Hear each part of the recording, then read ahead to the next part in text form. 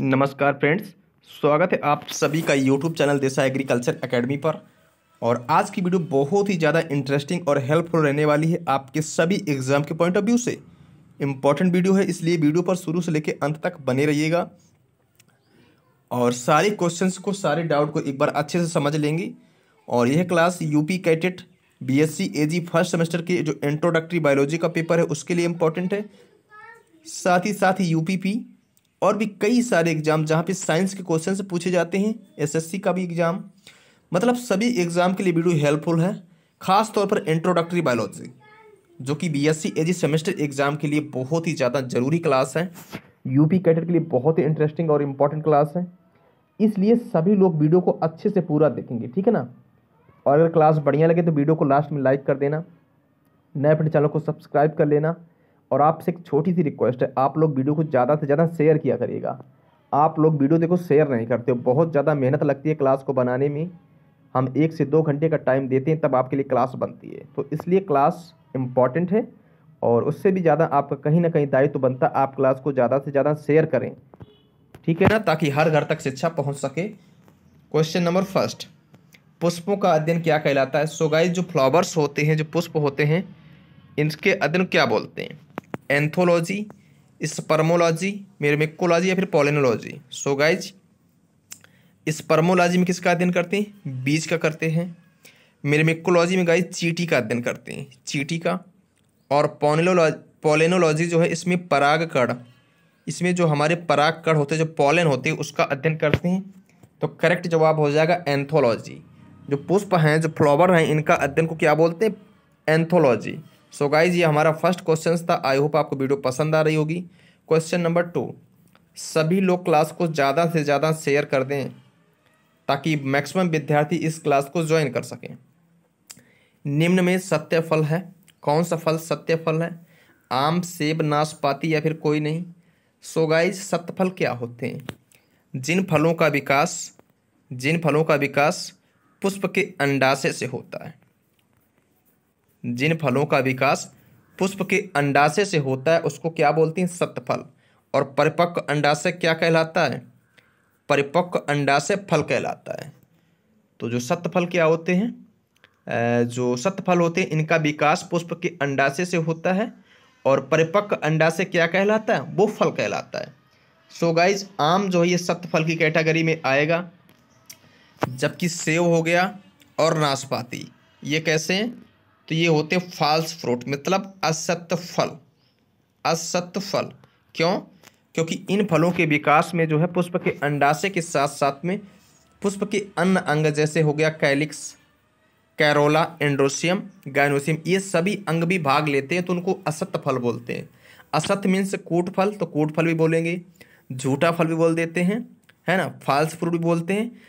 तो असत्य फल में कौन कौन से आते हैं, सेब व नाशपाती, लेकिन आम जो ये सत्य फल का एग्जाम्पल है। तो 2 का करेक्ट आंसर हो जाएगा option number A. Move on करते हैं क्वेश्चन नंबर 3 की तरफ। ये काफ़ी बढ़िया प्रश्न है कि किसी पुष्प के आवश्यक अंग कौन कौन से, कोई भी फ्लावर है उसके आवश्यक अंग कौन कौन से होते हैं, पुमंग, जायांग, दोनों या फिर कोई नहीं। सो गाइज, पुमंग को बोलते हैं एंड्रोसियम, क्या बोलते हैं, एंड्रोसियम। और जायांग को बोलते हैं गाइनोसियम। तो ये जो हैं किसी पुष्प की आवश्यक अंग दोनों माने जाते हैं, इसलिए करेक्ट जवाब हो जाएगा ऑप्शन नंबर सी, यहाँ पे करेक्ट है। नेक्स्ट क्वेश्चन,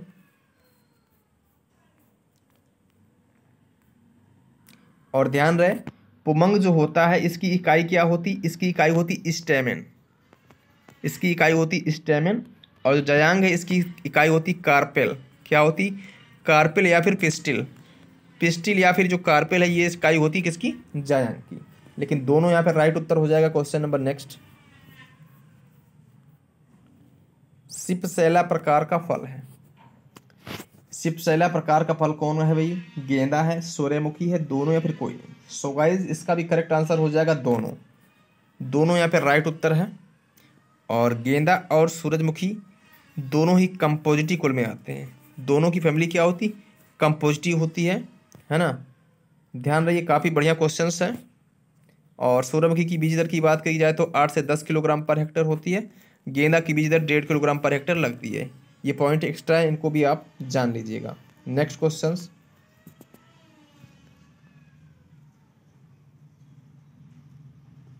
माइटोकॉन्ड्रिया को बायोप्लास्ट किसने कहा? सो गाइज जो माइटोकॉन्ड्रिया है इसको बायोप्लास्ट किसने कहा? इतना ही गलत टाइप है। माइटोकॉन्ड्रिया को बायोप्लास्ट किसने कहा? सबसे पहले बात की जाए कि माइटोकॉन्ड्रिया की खोज किसने की, तो खोज की बात जब करेगा तो कोलिकर सही होगा, है ना। और माइटोकॉन्ड्रिया को माइटोकॉन्ड्रिया नाम किसने दिया? माइटोकॉन्ड्रिया को जो माइटोकॉन्ड्रिया नाम दिया वो दिया सीवेंडा ने। और माइटोकॉन्ड्रिया को बायोप्लास्ट किसने कहा? ये कहा था अल्टमान ने। तो करेक्ट जवाब हो जाएगा अल्टमान, यहाँ पे राइट उत्तर है ना। अल्टमान यहाँ पे राइट उत्तर है। माइटोकॉन्ड्रिया को बायोप्लास्ट कहा था अल्टमान ने। और कोशिका का सबसे बड़ा कोशिकांग की बात करें तो क्या है भाई? सबसे बड़ा कोशिकांग माइटोकॉन्ड्रिया है। और यहाँ पे ऊर्जा उत्पादन का काम होता है, इसी कारण इसको कोशिका का बिजली घर भी कहते हैं, है ना। और क्रेब्स चक्र की जो भी सारी क्रियाएं होंगी वो कहाँ पे संपन्न होंगी? क्रेब्स चक्र की सारी क्रियाएं कहाँ पे संपन्न होती? माइटोकॉन्ड्रिया के मैट्रिक्स में होती हैं, माइटोकॉन्ड्रिया के मैट्रिक्स में। Next question number 6।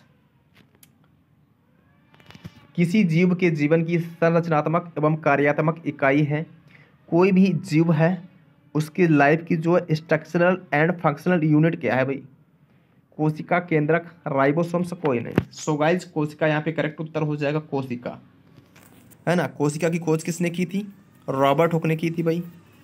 कोशिका की खोज की थी रॉबर्ट हुक ने की थी। कब की थी? 1665 ईस्वी में। सो गाइस जो कोशिका की खोज की थी रॉबर्ट हुक ने की थी 1665 में। और ये कोशिका कैसी थी? मृत कोशिका थी या फिर निष्क्रिय कोशिका थी। कैसी थी? मृत या फिर निष्क्रिय कोशिका थी। लेकिन अगर हमसे बात कर दें कि जीवित कोशिका की खोज किसने की थी? जीवित कोशिका की, सो गाइस जीवित कोशिका की खोज की थी ल्यूवेनहॉक ने। जीवित कोशिका की खोज किसने की थी? ल्यूवेनहॉक ने की थी। अगर बात करें हमसे केंद्र की खोज किसने की थी, तो रॉबर्ट ब्राउन ने की थी भाई। केंद्र की खोज रॉबर्ट ब्राउन ने। और राइबोसोम्स जो होता है इसका प्रमुख काम क्या होता है? प्रोटीन संश्लेषण काम है इसका, प्रोटीन का संश्लेषण करना। और राइबोसोम्स को कोशिका का इंजन भी बोलते हैं, कोशिका का सबसे छोटा कोशिकांग भी है ना। प्रोटीन की फैक्ट्री भी इसको बोलते हैं क्योंकि प्रोटीन संश्लेषण काम करता है।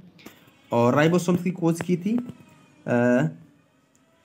पाइलाडे ने, इस कारण इसको पायलट कण के नाम से भी जानते हैं, पायलट पार्टिकल या फिर पायलट कण के नाम से भी जानते हैं। तो ये सारी बातें हमें आनी चाहिए, है ना। क्लास बढ़िया लग रही हो सभी वीडियो को लाइक कर दो और फटाफट क्लास को शेयर कर दो। इम्पॉर्टेंट क्लास है आपके सभी एग्रीकल्चर के एग्जाम के पॉइंट ऑफ व्यू से, इसलिए क्लास को आप शेयर कर दो, लाइक कर दें आप लोग, ठीक है। चलो, प्रोटोप्लाज्म थ्योरी किसने दी थी? जो प्रोटोप्लाज्म थ्योरी, इसको बोलते हैं जीव द्रव सिद्धांत। क्या बोलते हैं बच्चों? इसको जीव द्रव सिद्धांत बोलते हैं, जीव द्रव सिद्धांत। देखो प्रोटोप्लाज्म या फिर जीव द्रव नाम किसने दिया? पहला क्वेश्चन है, तो पुरकिंजे ने दिया था। ये किसने दिया था? पुरकिंजे ने। प्रोटोप्लाज्म या जीव द्रव नाम दिया था पुरकिंजे ने, है ना। इसके बाद एक और क्वेश्चन है कि protoplasm is the physical basis of life. जो जीव द्रव है वो जीवन का क्या है भाई? भौतिक आधार है। जीव द्रव जीवन का भौतिक आधार है, ये बात किसने की थी? ये की थी प्रोफेसर हक्सले ने। प्रोफेसर हक्सले ने क्या कहा था कि जो जीव द्रव है ये जीवन का भौतिक आधार है, मतलब protoplasm is the physical basis of life. जीव द्रव जीवन का भौतिक आधार है, ये बात किसने की थी? प्रोफेसर हक्सले ने की थी। जीव द्रव नाम दिया पुरकिंजे ने दिया, ठीक है ना, बिल्कुल। अब जीव द्रव जो थ्योरी है ये किसने दी थी? मैक्स सोल्जर ने। करेक्ट आंसर, काफी इंपॉर्टेंट क्वेश्चन है, इसे आप याद करो। प्रोटोप्लाज्म जो थ्योरी है, जो जीव द्रव सिद्धांत है, ये किसने दिया? ये दिया था मैक्स सोल्जर ने। अगर हमसे पूछ ले कि कोशिका सिद्धांत किसने दिया, पूछ सकता है प्रश्न कि कोशिका सिद्धांत ये किसने दिया, तो ये दिया था किसने? स्लाइडेन-व-सॉन ने। भाई किसने दिया था? स्लाइडेन-व-सॉन ने दिया था, ठीक है। तो इसका करेक्ट जवाब हो जाएगा मैक्स सोल्ज। लेकिन जो फोंटाना है गाइज, इन्होंने किसकी खोज की थी? केंद्रिका की। फोंटाना ने जो है केंद्रिका की खोज की थी, मीन्स न्यूक्लियोलस। और जीवित कोशिका की खोज किसने की थी? जीवित सेल की खोज की थी, ये की थी ल्यूवेनहॉक ने।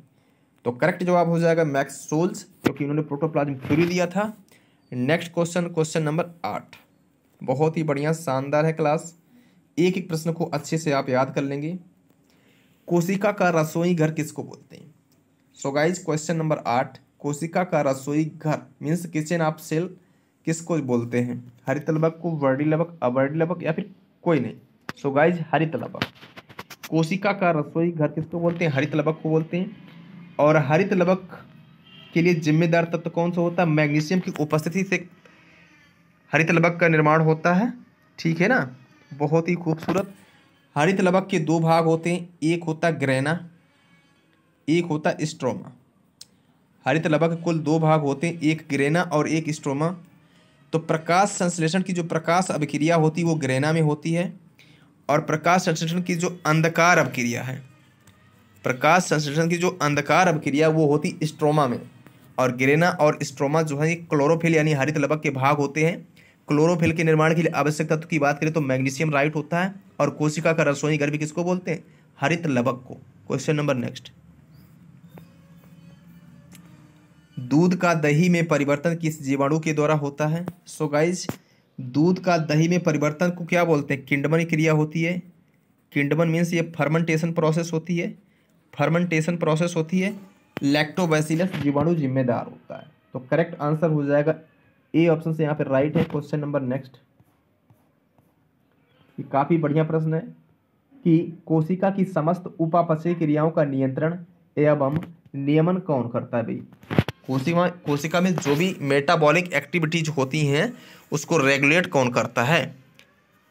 सेंट्रोसोम, लाइसोसोम्स, राइबोसोम्स या फिर केंद्रक? सो गाइज सेंट्रोसोम की बात करें तो सेंट्रोसोम क्या होता है?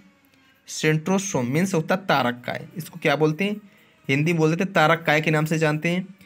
और यह केवल जो तारक काय जो सेंट्रोसोम्स है यह केवल जंतु सेल में पाया जाता है। और तारक काय यानी सेंट्रोसोम का काम क्या होता है?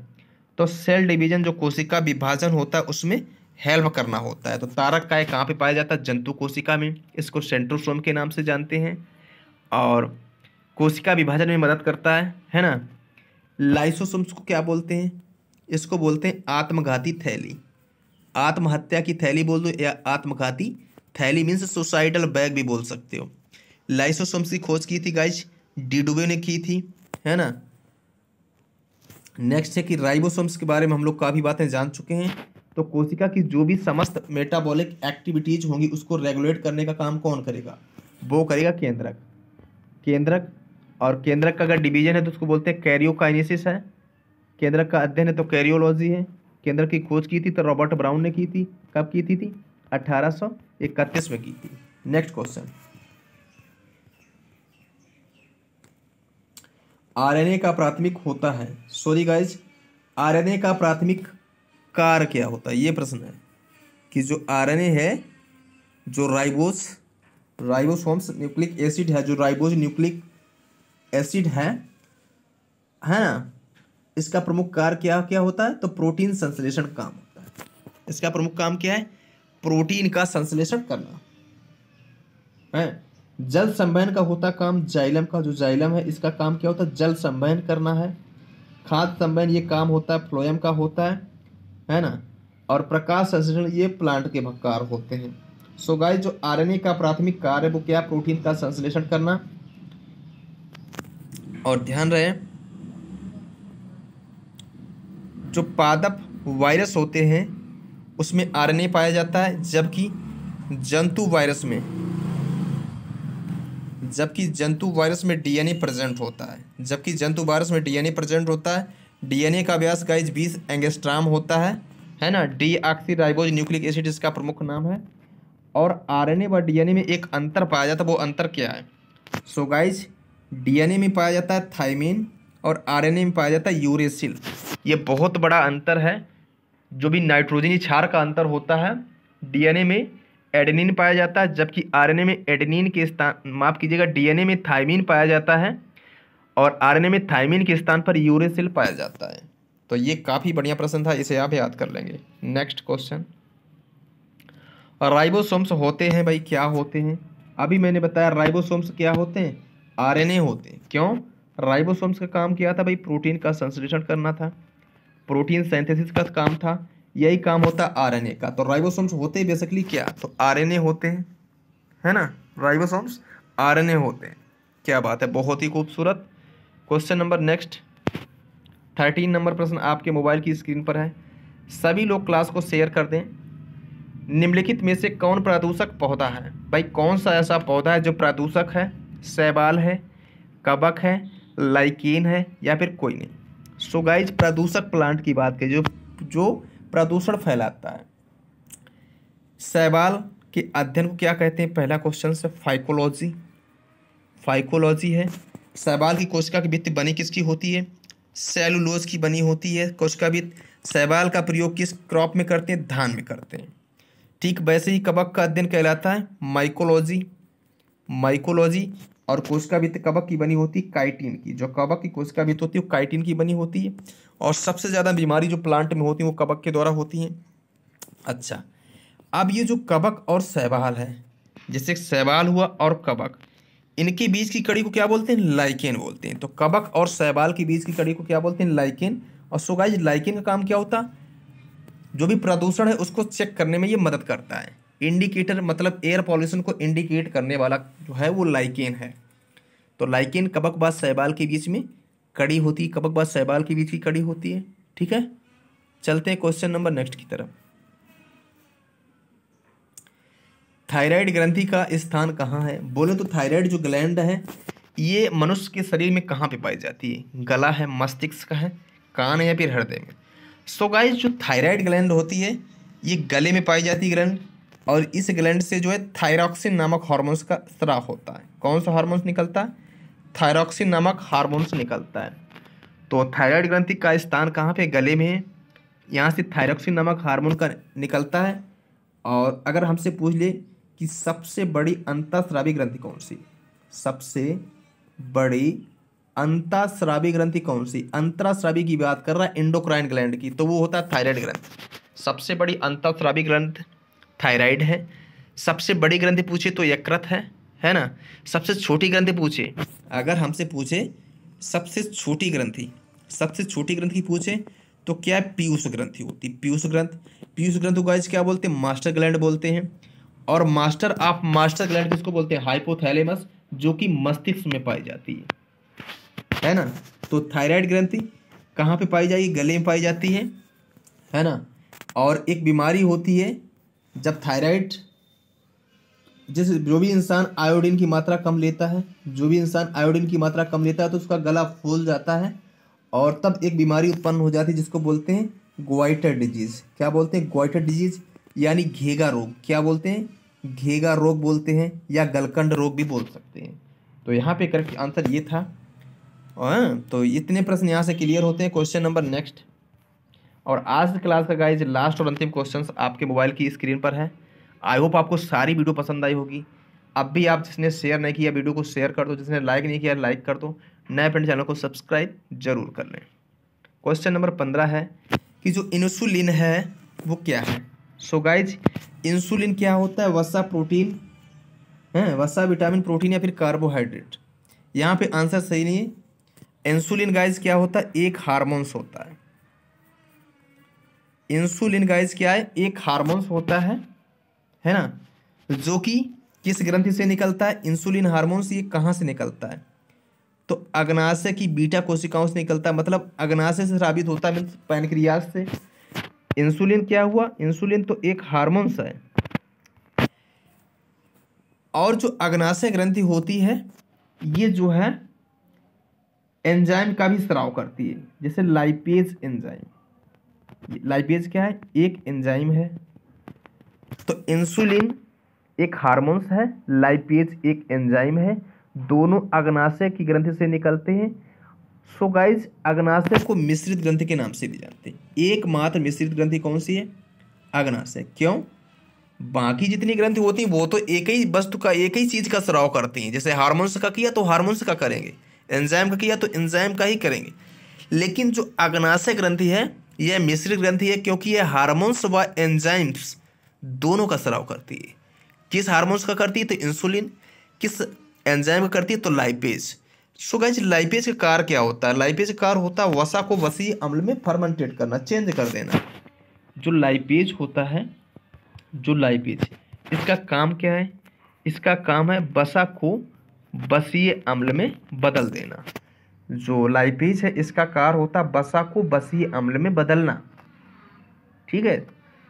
अब जो इंसुलिन हार्मोन्स है, अगर इसकी कमी हो जाती किसी इंसान में तो उसको हो जाती क्या, मधुमेह। क्या होता है भाई, उसको हो जाता है मधुमेह यानी डायबिटीज।